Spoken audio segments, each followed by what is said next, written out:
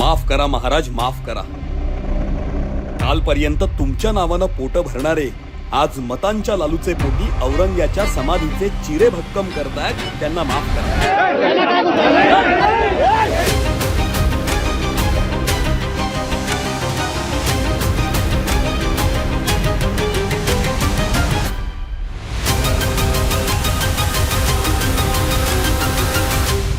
माफ करा महाराज, माफ करा. ज्यांनी सरकार वाचवण्यासाठी विशालगडावरील अतिक्रमण वाढू दिलं त्यांना तुमच्या विचारांचा मावळा असलेल्या बाळासाहेबांच्या पुण्याई पोटी माफ करा. काँग्रेसचं ठीक आहे, कारण त्यांच्या विचारधारेनुसार तुम्ही आणि तुम्हाला मानणारे भगतसिंग वाट चुकला होतात. ते तर उघड उघड टिपू सुलतानचं उदात्तीकरण करतात, तरीही त्यांना माफ करा.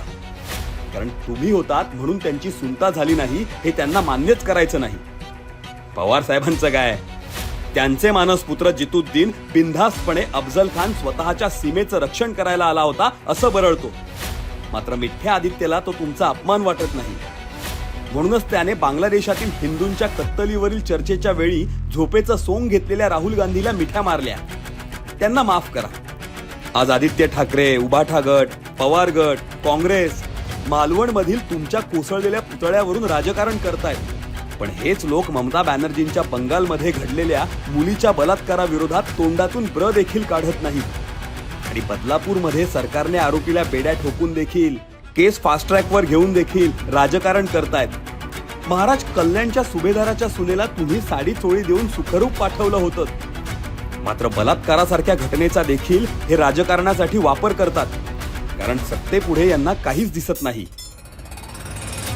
महाराज, जे स्वतःच्या धर्माचे राहिले नाहीत, ज्यांनी सत्तेसाठी स्वतःचे देव विसर्जित केले, ज्यांना वोट जिहाद पुढे देशाची काहीही पडलेली नाही, अशांचा शिवप्रेमी नक्कीच कडेलोट करतील. विशिष्ट समूह म्हणत एखाद्या जातीला टार्गेट करणाऱ्यांना शिवभक्त कधीच माफ करणार नाहीत. हिंदूंमध्ये फूट पाडणाऱ्यांना शिवभक्त कधीच माफ करणार नाहीत. देशाचं संविधान न मानणाऱ्या जमातीचे हात बळकट करून देशाचा बांगलादेश करू पाहणाऱ्यांना शिवभक्त कधीच माफ करणार नाहीत.